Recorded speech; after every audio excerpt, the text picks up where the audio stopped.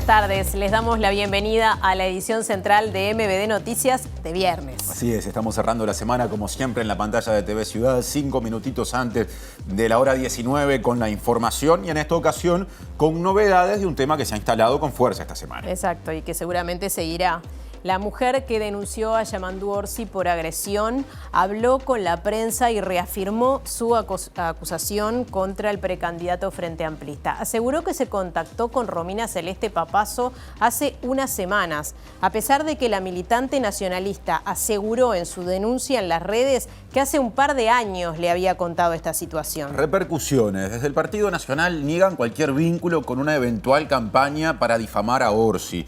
Por ejemplo, el senador y precandidato presidencial nacionalista Jorge Gandini dijo que las acusaciones del entorno de Orsi en ese sentido o las insinuaciones representan al Frente Amplio. Y también habló el presidente del directorio nacionalista, Pablo Iturralde, que dice que el Partido Nacional no tiene que aclarar absolutamente nada. Tendremos el desarrollo de esta información, pero hay mucho más. Van los últimos titulares de esta semana. Sectores del Frente Amplio mantienen diferencias acerca de si aprobar o postergar la definición del dictamen del Tribunal de Conducta Política relativo a la denuncia de la diputada suplente Martina Casás contra el diputado Gustavo Olmos. La calificadora crediticia Moody's elevó la calificación de Uruguay en base a factores como la solidez institucional y el cumplimiento de los marcos de política fiscal y monetaria. El Ministerio de Ambiente y OCE se oponen a que personas con formación científica ofrezcan su testimonio sobre el proyecto Neptuno ante el Tribunal de lo Contencioso Administrativo. La dirigente nacionalista Valeria Ripoll dijo que la solicitud de un balance financiero de ADEO Montevideo en la Federación de Municipales es una persecución política a su persona. Estudiantes de magisterio denuncian que se les prohibió la entrada al centro de formación en educación y aseguran que hay versiones contrapuestas sobre el motivo. El Ministerio de Ganadería, Agricultura y Pesca evalúa extender por un mes la emergencia agropecuaria para la granja debido a las recientes lluvias.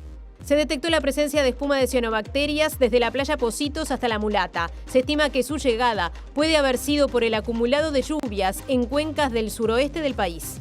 El primer ministro de Israel, Benjamín Netanyahu, aprobó los planes para una operación militar terrestre en Rafah, en el sur de la Franja de Gaza, y calificó de poco realista la propuesta de Hamás para un alto al fuego.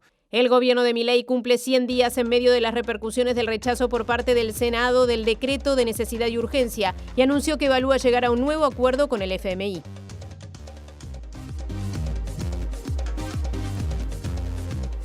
Aquí está TV Ciudad. Recuerden que nos pueden seguir en vivo por la web del canal tvciudad.uy, también a través de la emisión en vivo en YouTube y por Uniradio 107.7 de FM en Montevideo y cercanías, radio de la Universidad de la República, que en la web, por donde también se emite esta edición informativa, se puede oír por uniradio.edu.uy. Ahora es tiempo de presentar los adelantos o títulos de los móviles. Sí, es así, Martín.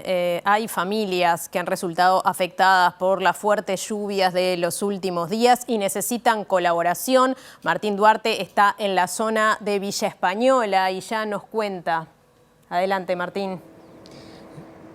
Gracias, Natalia. Martín, buenas tardes para todos y todas. Estamos en el Centro Social Galpones de Corrales, como bien decían ustedes, porque a través de la red de ollas solidarias y en particular de este centro, se empezó a copiar desde ropa, materiales, colchones, justamente para familias que fueron afectadas por las fuertes lluvias de las últimas horas que generó inundación de algunos terrenos, principalmente en Paso Carrasco, en el Cerro, en Malvin Norte y en Gruta de Lourdes. En un ratito venimos para contarles de qué forma pueden sumar ustedes las colaboraciones, porque es una movida que se va a extender hasta el próximo domingo.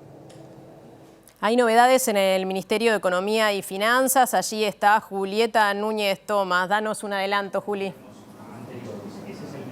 Así es, Natalia, acaba de terminar hace unos minutos nada más la conferencia de la ministra de Economía y Finanzas, Azucena Arbeleche, dando la noticia de que Moody's, una de las 3 calificadoras internacionales más importantes del mundo, elevó la calificación crediticia de Uruguay. Esto tiene impactos en la percepción de la política fiscal hacia el exterior, pero también tiene impactos a la interna del país. Y hubo reflexiones de la ministra Arbeleche con respecto a la política general del gobierno. Estamos hablando de empleo, estamos hablando de importación, exportación, también de reforma de la seguridad social, y también habló y tuvo una reflexión con respecto a los logros de este gobierno en comparación con las administraciones pasadas. Otro asunto. El gremio de magisterio evalúa los pasos a dar, ya que está en el marco de una movilización o de la adopción de distintas medidas de fuerza desde el comienzo de esta semana, mientras se reclaman más cupos en algunas carreras de formación, justamente en educación. A todo esto, la presidenta del CODICEN de la ANEP, Virginia Cáceres, reconoce que hay dificultades que se deben a cuestiones de gestión y promete soluciones. Los estudiantes, al momento de anotarnos, de ingresar al sitio web a inscribirnos, nos encontramos con que habían cupos y muchos estudiantes se quedaron sin lugar para estudiar, sin poder anotarse a ninguna materia, lo cual impide que puedan cursar. La plataforma tiene que ver con esto de la cantidad de cupos, o sea que es una cuestión bien de gestión de los institutos y del Consejo de Formación y Educación, y por eso estamos convencidos de que es simplemente sentarse alrededor de una mesa y dialogar. Vamos al desarrollo de la información. Empezamos con nuestro tema de portada, que es este que nos tiene pendientes hace varios días. La mujer que denunció a Yamandú Orsi por agresión reafirmó en una entrevista de prensa que quien la atacó hace 10 años fue el precandidato presidencial Frente Amplista. Sí, también dijo que habló con la militante nacionalista Romina Celeste Papazo para contarle lo ocurrido hace algunas semanas, pese a que Papazo dijo que la charla se dio hace 2 años.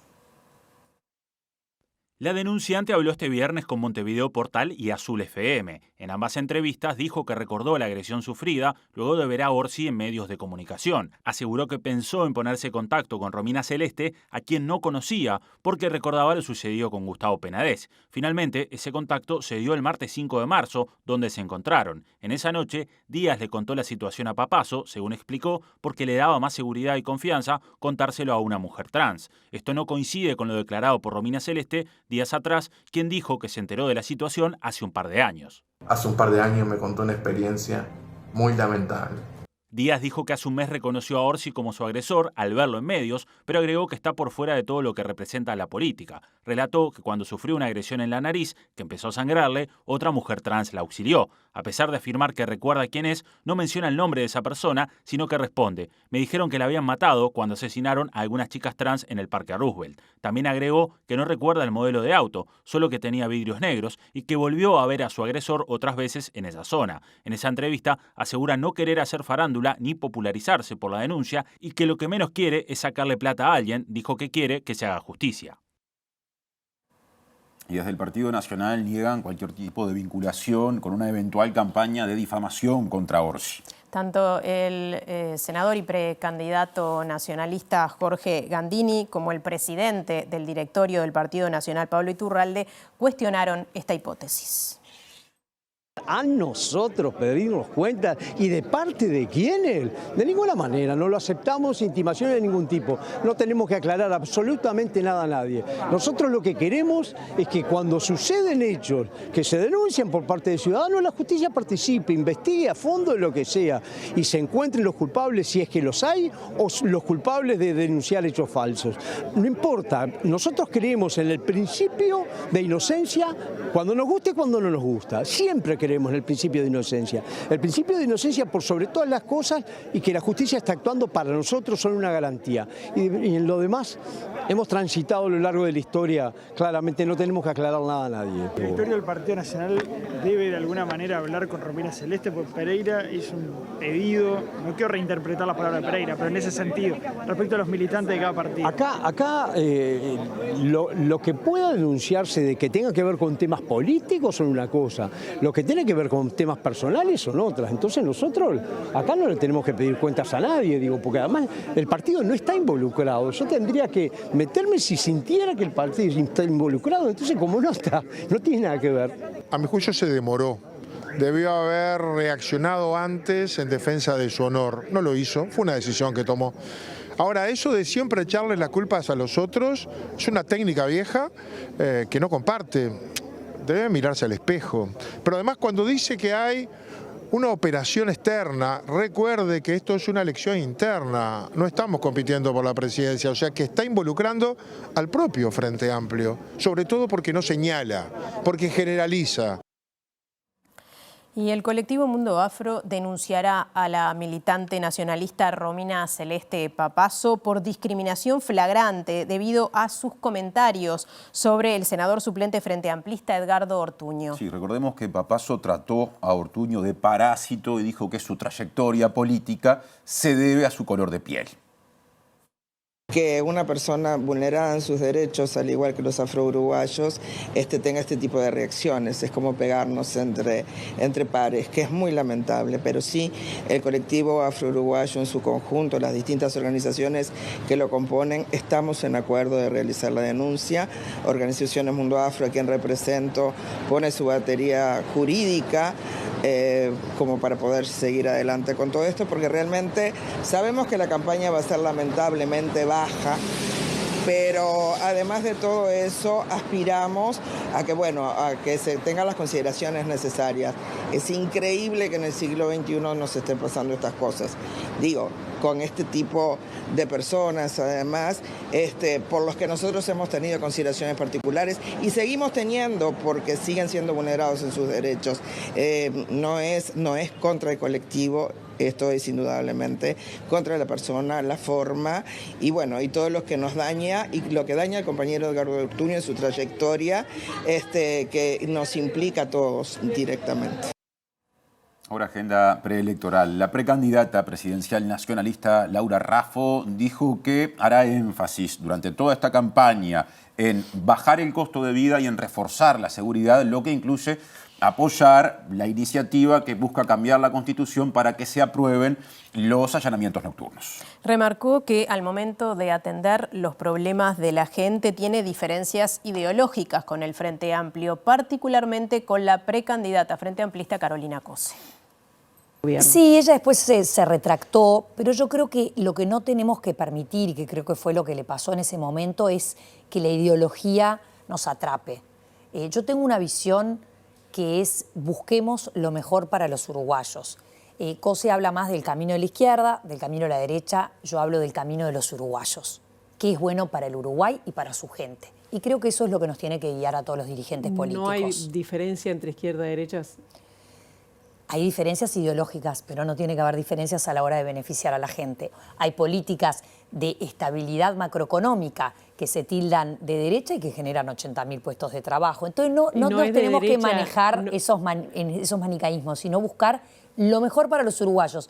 Por su parte, Raffo señala algunos puntos positivos de la gestión de Cose que valoró siendo presidenta de la departamental blanca. Reconocíamos, por ejemplo, el trabajo en espacios públicos, que es importante, y en plazas, en los barrios. Eso es muy importante para la comunidad. Y después éramos muy críticos, ya sabemos, con la gestión de la basura, con lo que sucedía con las inundaciones, pero el trabajo en espacios públicos siempre lo señalamos como algo positivo. Pese a distintas versiones que circulan sobre la conformación de la fórmula blanca de cara a octubre, Raffo dice que aún no hay definiciones. Tenemos que ir hacia una fórmula paritaria. Nosotros apostamos a ganar la interna del Partido Nacional y si ganamos la interna vamos a ganar que nos acompañe un hombre en la fórmula. ¿El segundo? Y probablemente lo que decida el partido, muchas veces puede ser así, sin lugar a dudas, porque acá lo que tenemos que estar es a disposición de lo que el partido sienta que es lo mejor para el Uruguay. Y se conocieron los datos de la última encuesta de la consultora Factum sobre las preferencias en la interna del Partido Nacional. 59% votaría a Álvaro Delgado y 21% a Laura Raffo. Algunas puntualizaciones con respecto a una encuesta anterior de diciembre. Delgado sube 7 puntos y Raffo cae 13 puntos. El resto de, los precandidatos marcan lo siguiente. 8% Jorge Gandini, en intención de voto según esta encuesta, y 8% Juan Sartori, quien de momento no ha confirmado todavía que va a ser precandidato. Y es la primera vez que aparece en la medición. Carlos Iafigliola registra menos de 1%. Cambiamos de tema y le contamos que los sectores del Frente Amplio tienen diferencias acerca de si aprobar el dictamen del Tribunal de Conducta Política sobre la denuncia de la diputada suplente Martina Casas contra el diputado Gustavo Olmos o si en cambio postergar esta decisión. Por estas horas el dictamen está siendo analizado por una comisión que va a elaborar un informe y ese insumo será elevado al Plenario Nacional que mañana va a sesionar y debe tomar finalmente una postura.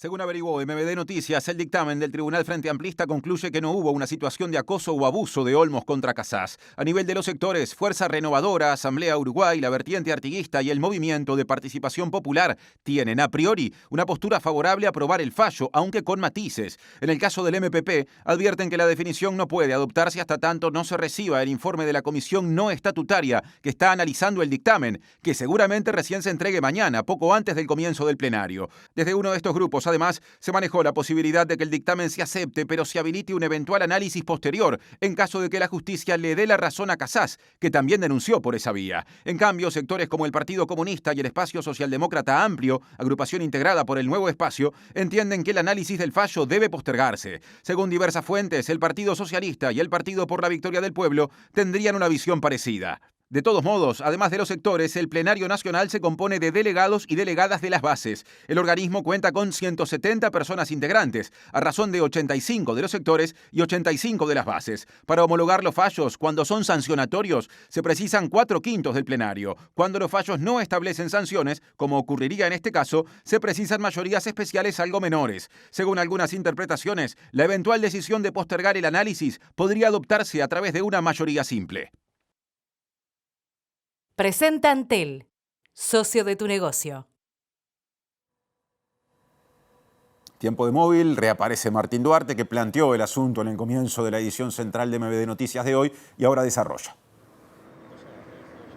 Gracias, Martín. Estamos aquí en la zona de Villa Española, en el centro social, el Galpón de Corrales, como le decíamos, de una movida solidaria que se generó a raíz de las últimas lluvias, estos últimos días, inundaciones en algunos barrios, en particular algunos asentamientos. Hacíamos un repaso de algunas de las zonas más afectadas de Montevideo, como el caso del Cerro, Gruta de Lourdes, Malvin Norte, Paso Carrasco, y esta movida solidaria que nace de esta institución, pero que nuclea todas las ollas populares que están acopiando materiales, vestimenta, colchones, justamente para abastecer estas familias afectadas. Estamos con Pedro Díaz y con Martín Fleitas, integrantes del Centro Social, para que nos cuenten un poco el trabajo que están haciendo y bueno, también el diagnóstico en estos barrios más afectados.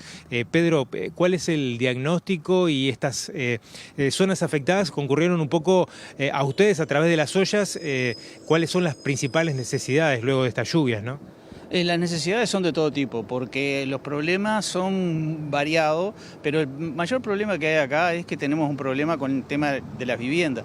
Estas viviendas están muchas veces construidas muy cerca de zonas inundables, y entonces después cuando empieza a inundarse eso, tapa la vivienda, ya no pueden vivir ahí por el tiempo, demora en bajar el agua, demora bastante en bajar el agua, y eso se mezcla también con las aguas hervidas que hay ahí en la vuelta. Entonces es un problema complicado y complejo. Y las necesidades son de todo tipo, porque muchas cosas se arruinan y no se pueden volver a reciclar. Los colchones, por ejemplo, no se pueden volver a reciclar. Los colchones son necesarios poner otros colchones. También así ropa de abrigo, sábana y muchos muebles, obviamente, ¿no? Todas esas cosas no se pueden volver a instalar porque quedan arruinadas. Entonces se necesita también materiales de limpieza después para poder limpiar esa vivienda, porque en esos ranchos y en esas viviendas donde vive la gente, después tiene que volver ahí, no tiene otra solución, no tiene otro lugar donde irse a vivir y poder dejar eso para que pueda ser limpiado con tiempo. No, tiene que inmediatamente irse a vivir allí y bueno, y hay que limpiarlo. Nosotros ahora en este momento estamos en condiciones bastante precarias en la Coordinadora Popular y Solidaria, también en el Centro Social de Galpón de Corrales hemos quedado acéfalo de ayuda de parte del gobierno y bueno, hacemos lo que podemos y en base a la solidaridad de la gente y en base a lo que ya está armado, porque esto no es nuevo para nosotros, hace 4 años que estamos trabajando en esto y ya nos ha pasado otras veces y bueno, hay toda una red de información y de forma de hacer las cosas que bueno, está funcionando por suerte otra vez y bueno, esperemos que pueda haber una cantidad importante de donaciones para poder ayudar a toda esta gente. Justamente en Zócalo están saliendo algunos de los números donde los televidentes se pueden poner en contacto. ¿Cómo es la dinámica o cómo está planteada la planificación en estos días? El domingo se va a hacer la distribución justamente en las zonas afectadas, Martín, pero bueno, ¿cómo se puede acercar el vecino que puede donar por ahí un colchón? Hay muchas necesidades, desde chapas, ropas para bebé, como decía también Pedro, materiales para desinfectar las casas. Sí, principalmente todo lo que puedan acercar. Estamos instalados acá en el Centro Social Corrales, frente a la Funza. Acá vamos a copiar hasta mañana. ¿En qué horario se pueden arrimar? Todo el día pueden venir y el domingo vamos a estar saliendo a distribuir. Y el que quiera arrimarse también con un vehículo, con una camioneta y pueda ayudarnos en la tarea esta, bienvenido sea.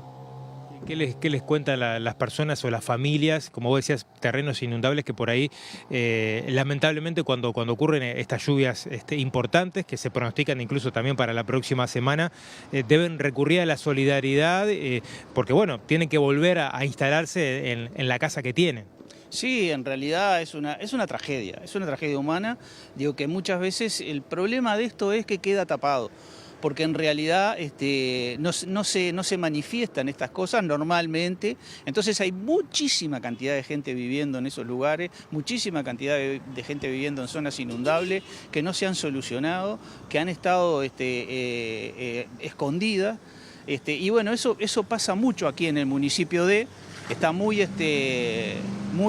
arraigado acá, porque en realidad nosotros tenemos un problema en 4 municipios fundamentalmente, ¿no? El A, el G, el D y el F. Ahí está el problema que nosotros tenemos con este tipo de situaciones y con la mayor cantidad de la gente en situación de vulnerabilidad y con problemas de este tipo, ¿no? Entonces, esas cosas quedan tapadas, no se saben normalmente, y entonces después cuando aparecen este tipo de situaciones tenemos que salir a auxiliar en una situación ya que es una tragedia para esta gente. Quedarse en la calle sin ropa, sin elementos para poder dormir, donde cobijarse, ya es un problema muy serio, es un problema muy grave que nosotros no dimensionamos en su justa medida. Y esto pasa cada vez que pasan estos problemas. En estos años ya han pasado por lo menos 3 veces, esta es la tercera vez que pasa. Y esta vez todavía hay algunos barrios que no nos han dicho nada, pero estamos seguros que deben haber los mismos problemas. Acá en el municipio D tenemos el asentamiento 9 de enero, tenemos también ahí en Plácido de Yauri, tenemos en un montón de lugares donde probablemente esté pasando lo mismo, pero todavía no hemos recibido nosotros nada como para poder verificar si realmente está pasando ahí o no. Bueno, como siempre, felicitarlos por el trabajo. Las organizaciones sociales son claves justamente para hacer frente a estas situaciones, y reiterar la invitación a los televidentes. El Galpón de Corrales está situado aquí sobre la calle Corrales, frente a Funza, para que puedan pasar por aquí con alguna de las donaciones, si no están saliendo los teléfonos en pantalla, y también quienes tengan transporte y por ahí se puedan sumar el domingo a lo que va a ser la distribución, ayuda y da una mano a toda esta movida. Muchas gracias por el tiempo. Sigan ustedes por allí, compañeros. Presentó Antel, socio de tu negocio. Gracias, Martín y equipo. Les contamos, cambiando de tema, que siguen en aumento los casos de dengue a nivel de todo el país. Y hay números justamente porque en las últimas horas el Ministerio de Salud Pública ha hecho públicas, valga la redundancia, nuevas cifras. Esta tarde, ¿no?, justamente tenemos esa actualización, marcaba 11 casos confirmados de dengue autóctono y 69 de dengue importado. Además, hay 12 casos sospechosos esperando la confirmación del Laboratorio de Salud Pública. Los datos son relevados y comunicados por el Departamento de Vigilancia en Salud. Ahora, agenda sindical. Les contamos que ADEOM Montevideo pidió un balance financiero a la Federación Uruguaya de Municipales, que nuclea a todos los sindicatos de personas que trabajan en las intendencias y en los municipios del país. Y esto motivó un comentario o una respuesta de la ex dirigente de ADEOM, ahora dirigente del Partido Nacional, Valeria Ripoll. Sí, porque señaló que este pedido es una persecución política a su persona. A mí ya nada me sorprende. Yo me fui de ADEOM hace 6 meses, un poquito más. Desde que me fui, de lo único que se habla es de mí. Si tengo un cargo político, si me suspenden los derechos. Ahora se pone en duda mi gestión al frente de la Federación Nacional de Municipales. Yo no sé cómo hice para en 6 meses pasar de ser una persona que era fantástica, maravillosa, la mejor dirigente, a 6 meses después ser la peor, y lo único que cambió es que resolví militar en el Partido Nacional. Yo creo que está más que claro que esto es una persecución persecución política a mi persona. Creo que siguen agregando elementos que demuestran esta situación y algo que me parece fundamental. En la Federación Nacional de Municipales hay un antes y un después a mi administración. ¿Por qué? Porque yo hice la personería jurídica. Y si hoy pueden pedir una auditoría o pueden pedir un informe financiero, es porque Valeria Ripoll, presidenta de la Federación Nacional de Municipales, hizo la personería jurídica para poder controlar. Porque los que estuvieron antes se llevaron dinero y no pudimos hacerle una denuncia, porque jurídicamente no existía la Federación Nacional de Municipales. Entonces, la verdad, por un lado me enorgullece que tengan la posibilidad de poder pedir lo que piden, porque nosotros hicimos lo que había que hacer, que era tener una personería jurídica. Me gustaría saber si ADEOM también le va a pedir al PIT-CNT un informe de lo que hace con las finanzas, un balance, una memoria, porque es algo que ningún trabajador afiliado al PIT-CNT conoce. Desde ADEOM Montevideo respondieron que el balance se le pidió justamente a la Federación de Municipales y que no es sobre la gestión de Ripoll.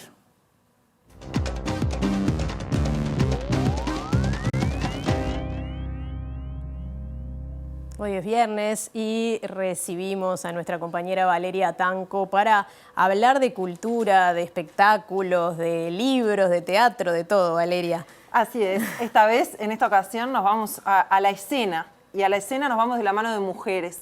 Porque en el mes de las mujeres, por supuesto. Claro, ¿no? por supuesto. Que no nos vimos el viernes pasado, no, justamente.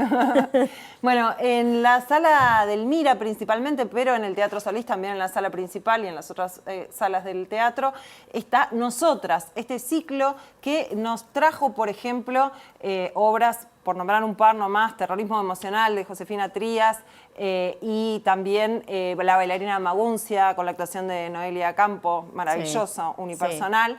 Es un ciclo increíble que nos permite conocer el trabajo de dramaturgas, de actrices y de mujeres en la escena teatral. En este caso ya empezó y hay, por ejemplo, dentro de la programación, una obra que llega desde Argentina, Parlamento, en el que un grupo de diputadas debate mientras la tierra arde. Esa es como la premisa, ya veremos de qué se trata. Y después también el estreno de Autopsia sobre lo impune, sobre las muchachas de abril, con dramaturgia de Verónica Mato. Bien. Eso va a ser más adelante. Toda la información del ciclo 2024 de Nosotras está en la web del Teatro Solís, que es teatrosolís.org.uy. Ahí se van enterando de los diferentes estrenos. Después ya hablaremos de otros mundos y cómo se viene esta temporada de la Comedia Nacional, porque hay muchísimo teatro para ver. Por suerte. Sí. Mucho para ver y para hablar. Sí, pero bueno, en el marco de Nosotras, en la del Mira Agustín, en la sala del Mira Agustín y del Teatro Solís, se estrena Pitch Perfect. Irá el 22, 23 y 24 de marzo. Las entradas están en venta en Ticantel y en la boletería de la sala. Y la creadora y protagonista de este singular unipersonal, de esta singular propuesta, es una francesa radicada en Uruguay, Jo Viquer, que nos habla de la obra. Vamos a escucharla. Vamos a escucharla. Buenas, soy Jo Viquer, actriz y autora de la obra Pitch Perfect, que se presentará en la sala del Mira del Teatro Solís los 22, 23 y 24 de marzo. Pitch Perfect está dentro del ciclo de Nosotras. Es una performance en español y en francés que empecé a escribir en 2021 en Francia, a la salida de mi carrera de actuación, porque estaba harta que me dijeron: vos tenés talento, pero tenés que volver con 20 kilos menos para tener ese papel. Es una obra autobiográfica basada en experiencias de vida, anécdotas sobre mi historia con la gordofobia y, más allá de eso, sobre las presiones sociales que tenemos nosotras como mujeres sobre nuestro cuerpo. Esa obra usa el humor como un arma y también creo que el teatro es un espacio de lucha y de representaciones. Entonces, si esa obra es útil por lo menos por una persona, creo que ganamos todo. No voy a decir más. Les esperamos en la sala del Mira. Ahora móvil, otra vez, móvil económico. En este caso reaparece Julieta Núñez Tomás. Adelante, Juli. Así es, compañeros, muchas gracias. Como les mencionaba, esta tarde el Ministerio de Economía dio la noticia de que la calificadora Moody's, una de las 3 calificadoras más importantes a nivel internacional, elevó la calificación crediticia de Uruguay. Estamos hablando en ese sentido del grado inversor, y esto fue algo que se presentó desde el gobierno y en particular en voz y en imagen de la ministra de Economía y Finanzas, Azucena Arbeleche, como un compromiso cumplido de este gobierno que había asegurado cuidar los ahorros de los uruguayos. Esta modificación que tiene que ver con la calificación crediticia del Uruguay tiene impactos en lo que son las inversiones en nuestro país. Azucena Arbeleche mencionaba que esto ayuda a traccionar más inversiones al Uruguay, pero también tiene un impacto en lo que es la deuda soberana de este país. Está mejor calificado en términos internacionales y puede brindarle a la población un mejor acceso a tasas y también a beneficios vinculados al crédito. Vamos a escuchar cuál fue alguna de las palabras de Azucena Arbeleche en lo que tiene que ver con el compromiso que había asumido este gobierno en términos de fiscal, en términos de compromiso fiscal, y también algunas reflexiones que tienen que ver con medidas que se tomaron a lo largo de este gobierno y que desde este ministerio se entiende que contribuyeron a una mejor imagen internacional que hoy en día le otorga esta calificación. Con respecto al impacto en la campaña electoral, eso es algo que lo tiene que resolver la ciudadanía. Lo que sí, acá se está presentando un equipo de gobierno que el primer día dijo: vamos a hacer esto, queremos ir por este camino, vamos a llevar adelante estas reformas estructurales. Tuvimos una pandemia, hubo que jugar con esto de atender las necesidades, es decir, las luces cortas, pero también mantener la mirada de largo plazo, las luces largas, y llevar adelante e implementar reformas como la de seguridad social. Y lo que se prometió, lo que se comprometió el gobierno, lo está logrando. La suba que acaba de anunciar en el día de hoy la calificadora Moody's no es una casualidad, sino que es el resultado de un trabajo de equipo que se viene haciendo desde el día 1 y que, a pesar de las dificultades que mencionamos, como fue la pandemia, los efectos de la guerra, la situación de Argentina, que ha puesto a nuestras fronteras en una situación compleja, la sequía peor del último siglo, a pesar de esas situaciones externas adversas, se continuó adelante con la planificación que se tenía inicialmente. ¿Entiende el equipo económico que en caso de prosperar el plebiscito y que se apruebe, va a condicionar directamente esta calificación y la va a tirar abajo, o depende de otros factores? Yo he dicho en distintas oportunidades que me parece un disparate ir marcha atrás con esta reforma de seguridad social, y sin duda que ir marcha atrás tendrá consecuencias en el sistema, tendrá consecuencias en el sistema previsional, tendrá consecuencias en los ahorros de los uruguayos, que hoy nos congratulamos de que estos ahorros han sido valorizados, y por supuesto que tendrán consecuencias a nivel de la medición de nota de Uruguay.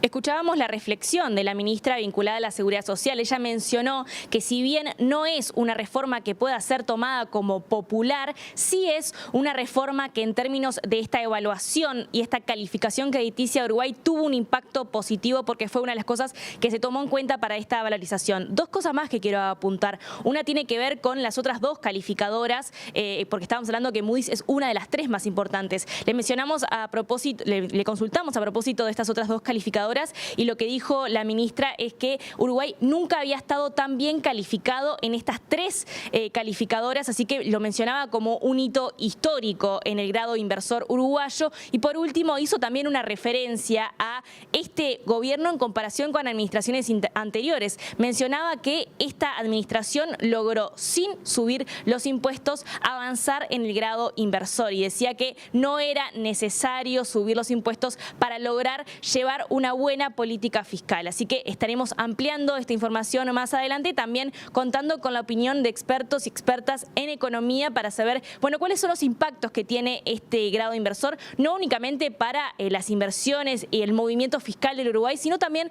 para las personas y, obviamente, como lo mencionamos al principio, para esta campaña electoral.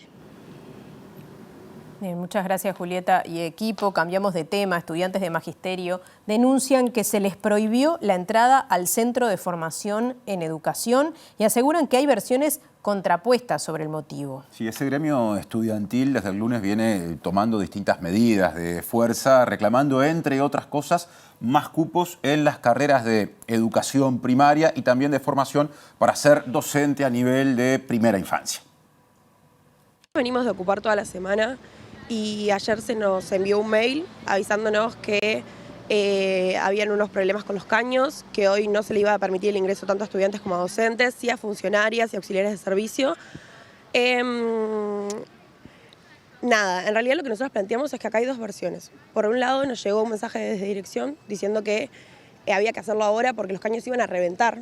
Entonces, si esto sería así, estamos poniendo en riesgo la vida de todas las funcionarias que hay, de todas las auxiliares de servicio y de todos los trabajadores de la seguridad. Por el otro lado, si esto no es así, o sea, si no hay tal posible de que revienten los caños, se nos está no permitiendo nuestro derecho de protesta.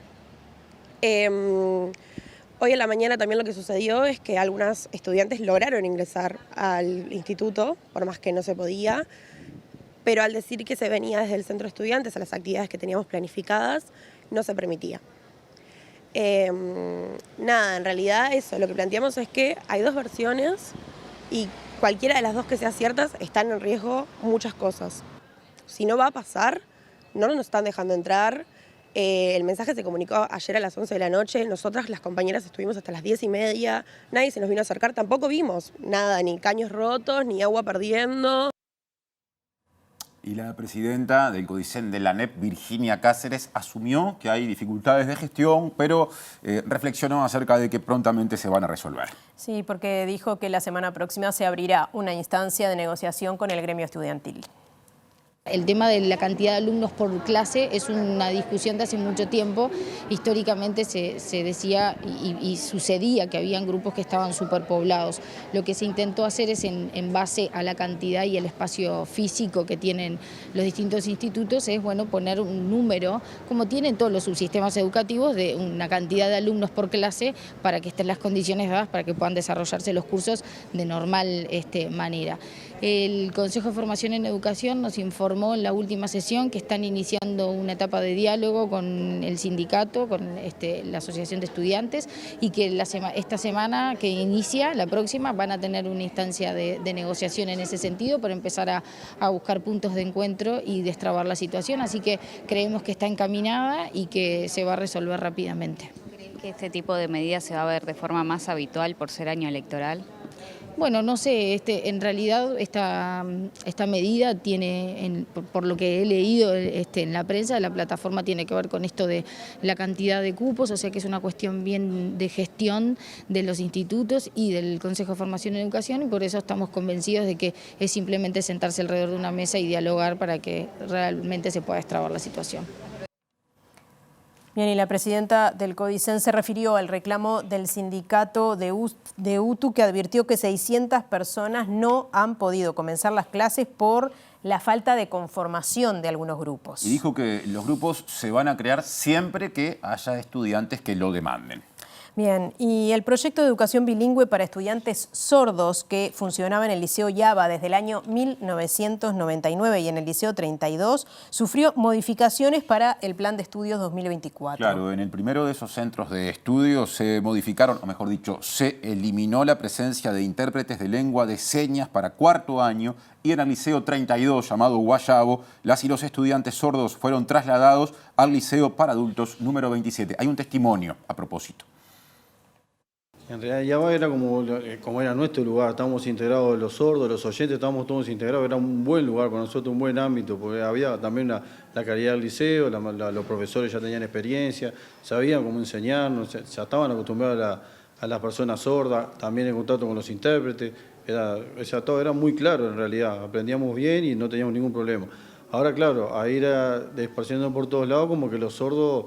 Algunos no han querido seguir, se ha complicado, ¿verdad? Se ha complicado porque tenemos que luchar más, tenemos que seguir como otra vez reivindicar lo que ya habíamos logrado. Facundo se refirió al atraso en la elección de hora de los intérpretes, que recién el pasado lunes eligieron grupos para los cursos de administración de empresa en UTU, donde hoy cursa el estudiante. Por ejemplo, no hay intérprete, debemos avisarle al profesor que escriba en el pizarrón, que no hace, para uno estar copiando también, escribir, que nos cuesta a veces también, no podemos participar, no podemos preguntar porque tengo que estar enfocado a escribir. O también de repente algún video, ¿sí? Subirlo a YouTube y poner los subtítulos de YouTube como para entender algo también. El profesor también está en una situación complicada porque no sabe cómo explicarnos a nosotros. Sin la presencia del intérprete al lado, obviamente se le complica al profesor también.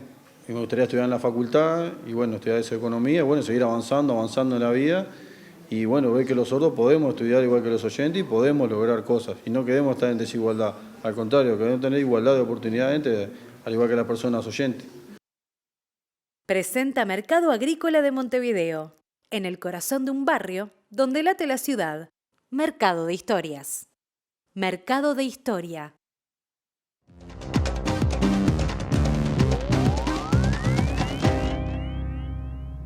¿Qué tal? Buenas noches. En medio de negociaciones estancadas, el primer ministro israelí Benjamín Netanyahu dijo hoy que hay planes para la tan temida incursión terrestre militar en la ciudad de Rafah, en el sur de Gaza, donde se acumulan, podríamos decir, más de 1 millón de desplazados de otras zonas de la franja. Esta situación pone una vez más al gobierno de Israel en confrontación con quienes han recomendado precisamente no dar este paso, fundamentalmente Estados Unidos, que ha llegado a criticar justamente esta decisión de Netanyahu, y por otra parte también el presidente Joe Biden apoyó las declaraciones que hizo ayer el jefe del Senado de los Estados Unidos, en el sentido de que es necesario que haya elecciones para que Netanyahu salga del poder. La situación sigue siendo crítica desde todo punto de vista y esto no haría más que acicatear una situación ya de por sí muy grave. El primer ministro de Israel, Benjamín Netanyahu, dio luz verde este viernes a la operación militar en la ciudad de Rafah, ubicada al sur de la Franja de Gaza, tras mantener una reunión con el gabinete de guerra, operación que también incluirá un plan de evacuación de los civiles que se encuentran en la ciudad, donde 1 millón de palestinos se están refugiando después de huir de los combates en otras partes de la franja. Netanyahu también anunció el envío de una delegación a Qatar para reanudar las negociaciones, pero reiteró que la propuesta de Hamás para un alto al fuego en el enclave es poco realista y que incluía el fin de los combates en Gaza, el envío de ayuda a la población y la liberación de rehenes a cambio de la libertad de los prisioneros palestinos recluidos en cárceles israelíes. La cadena Al Jazeera informó que Hamás había presentado una propuesta en 3 fases de 42 días cada una, que incluía la retirada de las tropas israelíes de la zona costera, algo que Israel rechaza.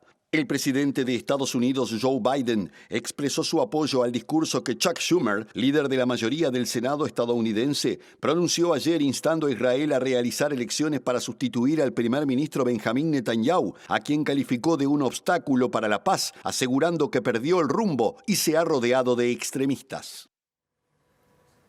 El presidente argentino Javier Milei relativizó el resultado que tuvo la votación del decreto de necesidad y urgencia ayer en el Senado y adelantó que negocia con el Fondo Monetario Internacional por un nuevo préstamo para poder levantar el cepo cambiario.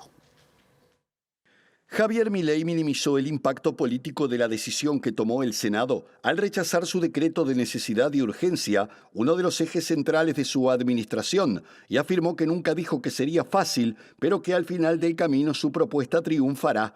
Mientras nos esforzamos para sacar al país adelante traccionando desde una baja del riesgo país y la tasa de interés, ellos se ocupan de empobrecer, dijo Milei en referencia a los legisladores que no apoyaron su proyecto, luego que el Senado rechazara con 42 votos en contra, 25 a favor y 4 abstenciones, el documento que firmó en diciembre pasado y que fue bautizado como megadecreto porque modifica cientos de leyes. En su mensaje, Milei se refirió a la reacción de los mercados que este viernes abrieron a la baja después de la sesión parlamentaria, aunque luego se estabilizaron y revirtieron la caída inicial, y adelantó que negocia nuevos desembolsos con el Fondo Monetario Internacional para facilitar la apertura del cepo cambiario y que podría alcanzar los 15.000 millones de dólares. El vocero presidencial Manuel Adorni sostuvo que el gobierno sabía que el decreto tenía amplias posibilidades de ser rechazado, lo que es un indicio de la mala voluntad de algunos actores para avanzar en el Pacto de Mayo, dijo al contrastar a la oposición con los oficialistas y aliados, que según él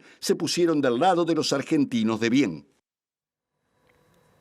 El presidente brasileño Lula da Silva dijo hoy en Río Grande do Sul que tanto Milei como Bolsonaro se aprovechan precisamente se apoderan del discurso antisistema como antes lo hacía la izquierda y que en Brasil, por lo menos, la convivencia pacífica a ese nivel se ha terminado. Por otra parte, el ex jefe del ejército brasileño reconoció que Jair Bolsonaro planteó un decreto para dar un golpe de Estado cuando ganó Lula. El mandatario brasileño advirtió hoy desde Río Grande do Sul que la política está llena de un odio que la mayoría nunca ha experimentado y que la convivencia pacífica entre oponentes se acabó en Brasil, se acabó en Estados Unidos, se acabó en Portugal y en España y se acabó en muchos otros países. El que hoy está contra el sistema y critica todo es Javier Milei en Argentina, que quiere cerrar el Banco Central y cortarlo todo con una motosierra, mientras que en Brasil es Bolsonaro, dijo Lula, ya que hasta el día de hoy no reconoce su derrota. El presidente brasileño afirmó que la democracia está en riesgo porque los políticos de izquierda han cambiado su comportamiento al pasar de criticar el sistema a asimilarse a él mediante victorias electorales, por lo que ahora la derecha que queda fuera dice que está en contra del sistema.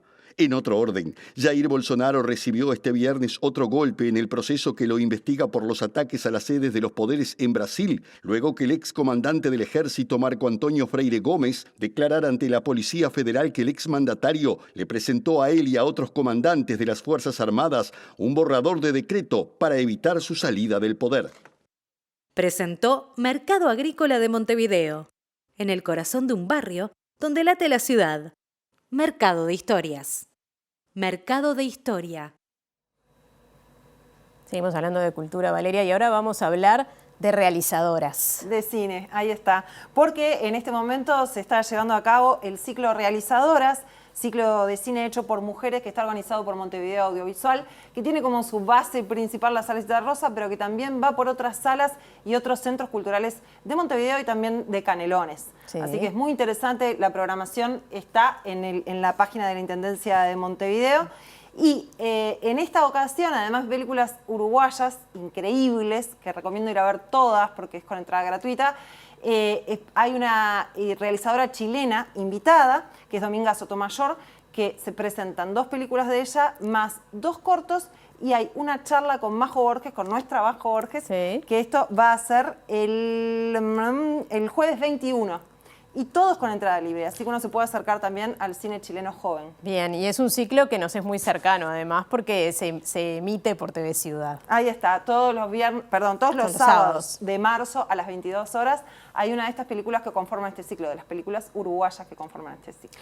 Bueno, nos vamos, es rapidita esta segunda parte de la columna, pero nos vamos con música. Nos vamos con música, porque en la Sala Cita Rosa también vuelve Trovalina.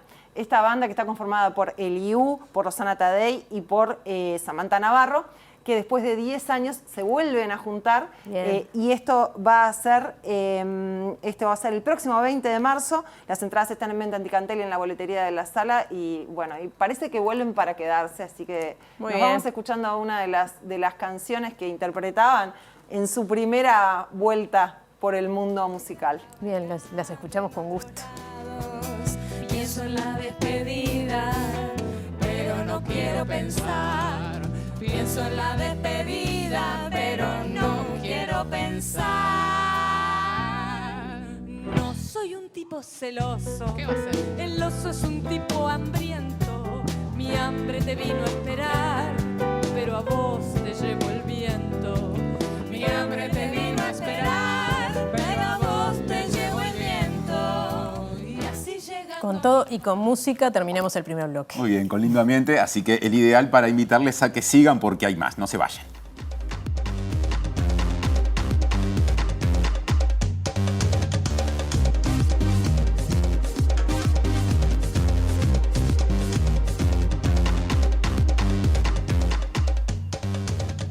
Este es el segundo bloque de la edición central de MBD Noticias. Les contamos que este viernes se detectó espuma de cianobacterias en Montevideo, en las playas de Positos, Buceo, Malvin, Ingleses, Verde y La Mulata. Se realizó un análisis visual en esas playas y según las muestras extraídas se trataría de colonias de microcistis. Se estima que el acumulado de lluvias de los últimos días, sobre todo en el suroeste del país, es el causante de la llegada de las cianobacterias. El personal de la Intendencia de Montevideo extrajo muestras de agua y arena en la playa Pocitos y estas muestras están siendo analizadas para ser identificadas. Otro asunto, el Ministerio de Ambiente y OCE se oponen a que personas con formación científica ofrezcan su testimonio sobre el proyecto Neptuno ante el Tribunal de lo Contencioso Administrativo, según un informe al que accedió La Diaria, por entender que carecen de imparcialidad. Habló de esto Daniel Panario, que es director del Instituto de Ecología y Ciencias Ambientales de la Facultad de Ciencias de la Universidad de la República, y dijo que no descarta hacerle un juicio al Estado. Estamos acostumbrados ya, digamos, a las jugadas de Marcelo Causilla, que es el abogado del ministerio, ¿no? Es decir, pero este señor confunde lo que es la abogacía de lo que es la ciencia, ¿no? Es decir, si algo somos nosotros es objetivo, ¿no? No puede decir otra cosa porque la ciencia es objetiva, inclusive porque tenemos, cuando publicamos algo, ¿no? Nos lo corrigen, ¿no? Personas externas que no tienen nada que ver con el país, ni con la política, ni con nada, ¿no? Entonces la ciencia podrá, por supuesto que tendrá ideología, ¿no? Pero es absolutamente objetiva, o intenta hacerlo, digamos, ¿no? Nosotros decimos una cosa y ellos dicen otra, y nosotros no somos objetivos porque estamos defendiendo a no sé quién. Bueno, estamos defendiendo a la ciudadanía, señor, ¿no? Contra un proyecto que se sabe que va a ser un fracaso, que va a ser carísimo, ¿no? Que nos va a dar agua de baja calidad a una parte importante de la población y que no va a solucionar el problema más que del bolsillo de algunos. Habría que ver, inclusive aquí, si no habría que ponerle un juicio por difamación, ¿no? Porque para un científico esto es una difamación. Es decir, están, digamos, poniéndonos, digamos, restándonos credibilidad frente a la población, porque aparentemente no somos objetivos, ¿no? Bueno, nos estamos yendo, repasamos rapidito los datos del tiempo. Parece que empiezan a ceder las lluvias. Efectivamente, el pronóstico de Inumet para mañana, sábado 16 de marzo, todavía no lo muestra, sí el del domingo, pero el de mañana dice precipitaciones, tormentas, mejorando de a ratos, mínima 19 grados, máxima 24 en capital y cercanías. Y el domingo al fin vemos un día con sol, una mínima de 18 grados y una máxima de 23, y no hay pronóstico de lluvias, un típico día otoñal. Sí, claro, el primer día sin ese pronóstico, por lo menos de arranque, sin el pronóstico de lluvias. Ya llega al lado B a la pantalla de TV Ciudad. Y la MBD Noticias se reencuentra con ustedes el domingo a las 19 horas, nosotros en la edición central el lunes a las 19, 5 minutos antes de las 19. Exactamente. Buen fin de semana. Buen fin de semana.